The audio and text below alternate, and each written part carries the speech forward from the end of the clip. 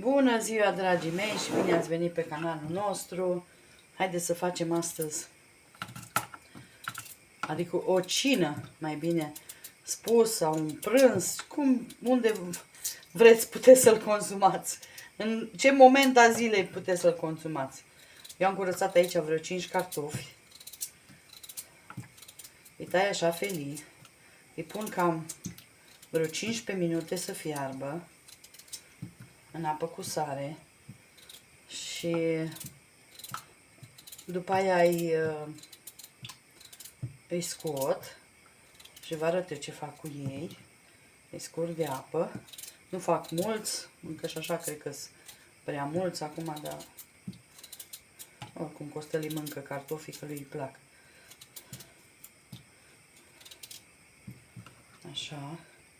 Îi tăiem și după aia spălăm bine, bine. Am pus apă să fiarbă, să-i pun în apă, direct în apă caldă, ca să fiarbă mai repede. Acum puteți să-i tăiați cum doriți. Eu îi tai așa felii, dar puteți să-i tăiați și cuburi sau... că nu contează aia.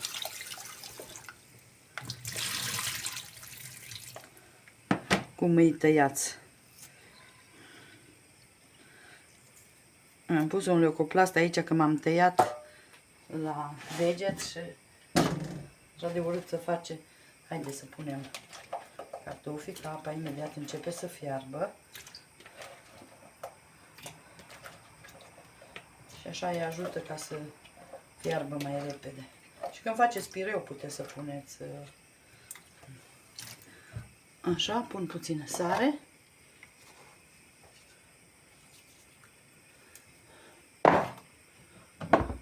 Și lăsăm să fiarbă. Aici am cam 200 de grame, să zic, de pulpă. O să pun puțin sos de soia. O să pun și puțină miere. Hai să văd dacă mai am aici. Dacă nu, desfac pe ăla. Dar cât îmi trebuie am aici. Așa, am aici ceva condiment pentru carne de porc. Are toate.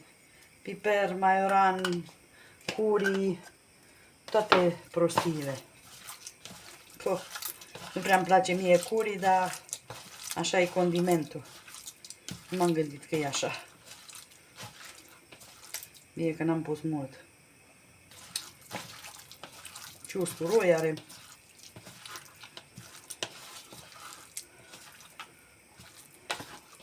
Așa, o să dau drumul la tigaie. Și asta îl prăjim.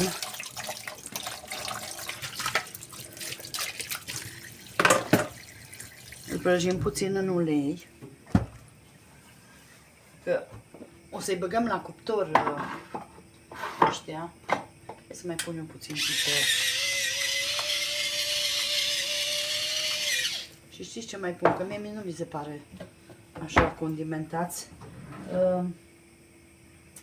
O să mai pun chili. Că mie îmi place cu mai picant. Hai să dau eu drumul la tigaie. Așa face. Acum îl sting. N-am ce să-i fac. Așa face.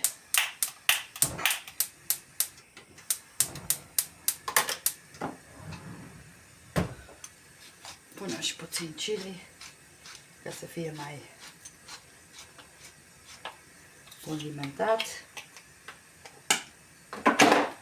Așa.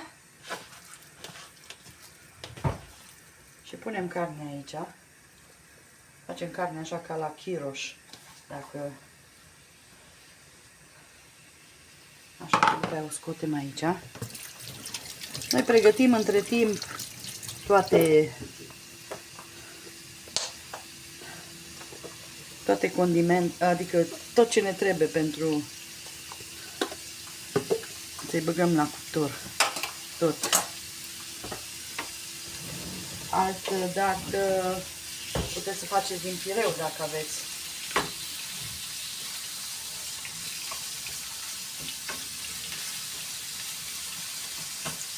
E pulpă oricum. Nu e gras tare.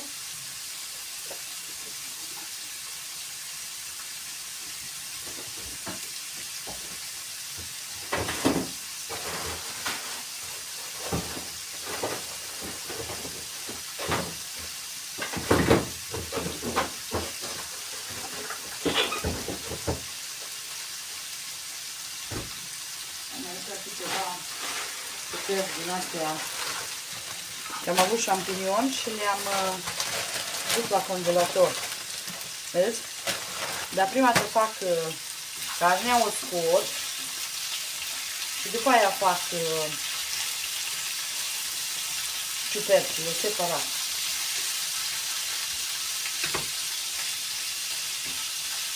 Ele lasă să ia mai și... Acum condimentele mai puteți să le puneți și aici. Deci, când...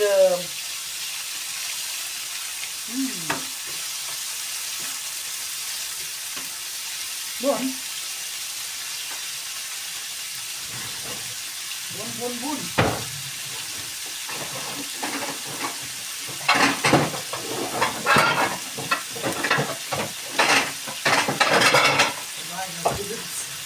Era chiar în fund asta forma.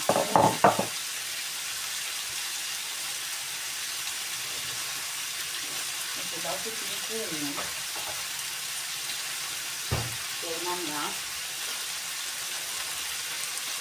Să dau așa cu unt.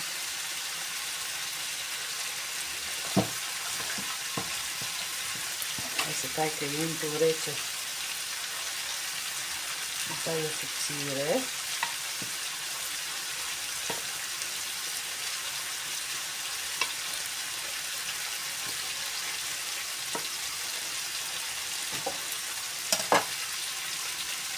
Mai bine să moaie până...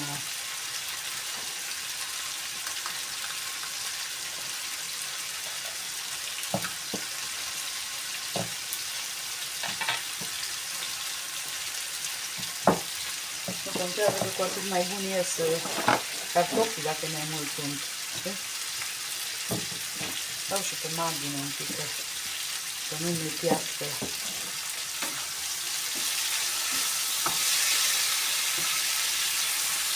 Carnea imediat e gata.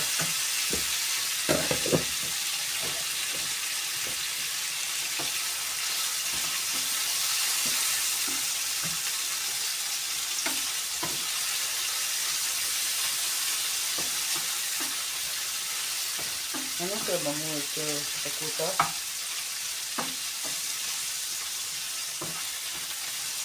Să lăsăm deoparte. Să punem și puțin pe smet.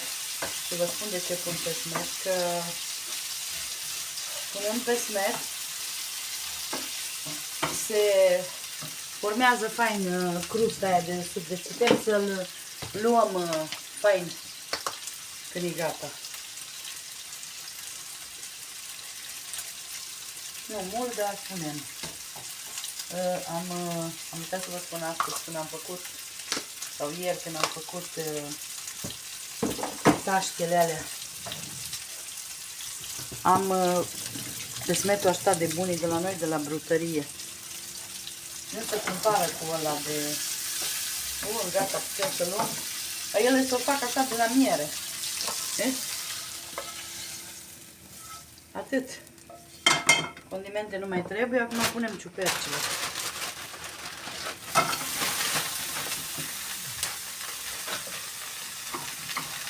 Să lase apa și ele. Dacă au fost din alea maronii.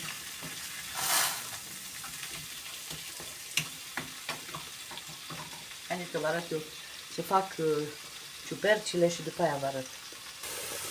Haideți să vedeți. Deci le-am sotat. O curs tot, acum pun usturoi puțin pe el.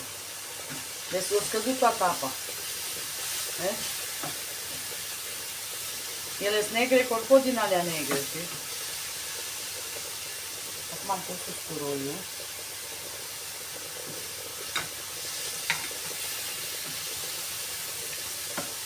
Bun. Lăsăm deoparte. Imediat strecurăm cartofii. Că ei se mai fac și în cuptor, știți? Dar atunci nu trebuie să fiarbă atâta.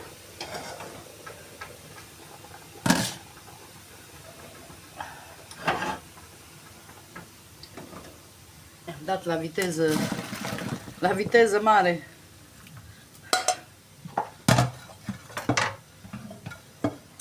Așa, luăm forma. Punem aici cartofii.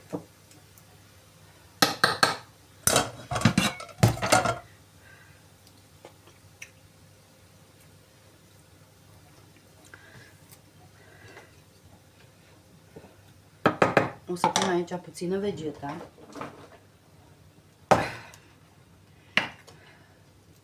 Nu mult, că și astea sunt sărate. Deci astea le-am condimentat. Și așa că un pic nu mă pun. E că nu pot să iau și când pun în mână îmi vine prea mult. Așa. Trebuie să-mi schimb eu ăsta, să-mi pun în altul vegeta. M-am bucurat că e mare, că am început, dar mai bine pun în altul și pun altceva aici.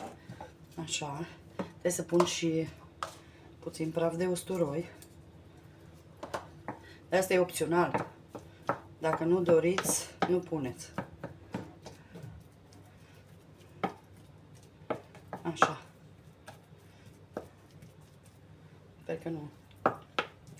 Nu. Am crezut că sunt prea sărat, dar nu. Așa.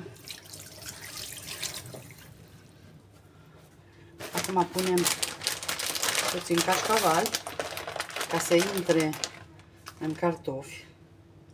Mozzarella, de care aveți. Eu asta o am începută, din asta pun.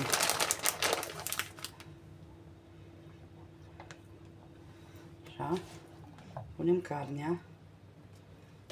Deci nici nu trebuia mai multă carne. Să știți, suficientă carne.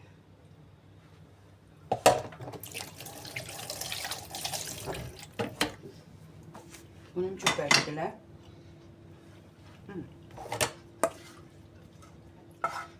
Și ciuperci sunt destule, nu trebuie mai multe.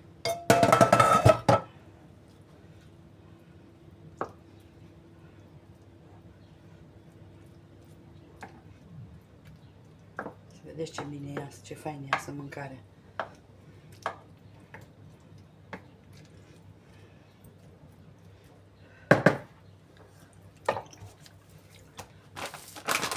Cașcaval.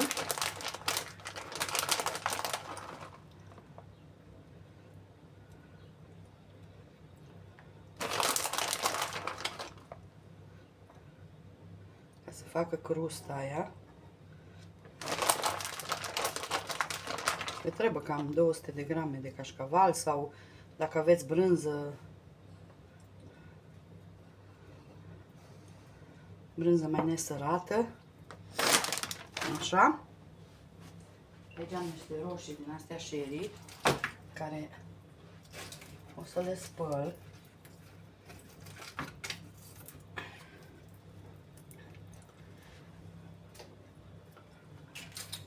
Dacă nu aveți roșii, puteți pune foarte puțin ketchup sau bulion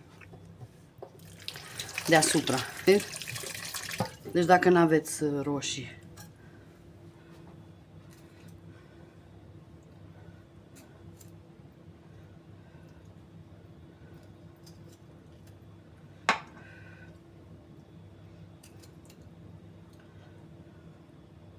Și servim cu, cum îi spune, cu murături sau salată sau ce aveți.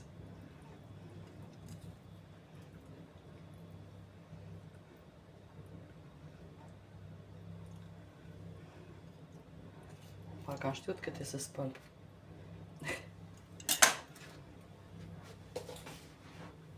Și așa arată înainte să o băgăm în cuptor.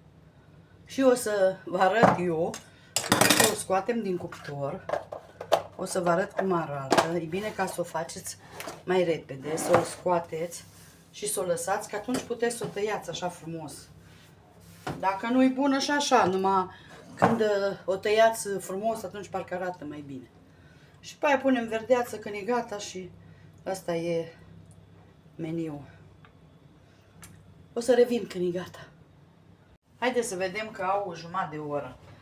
Eu am uitat să vă spun că pentru ca să facă cartofii bine, carnea e prăjită, nu că am făcut-o, ciupercile la fel. Am pus folie pe ea. Deci asta e jumătate de oră, pot să spun că cred că sunt gata. Da, cartofii sunt moi.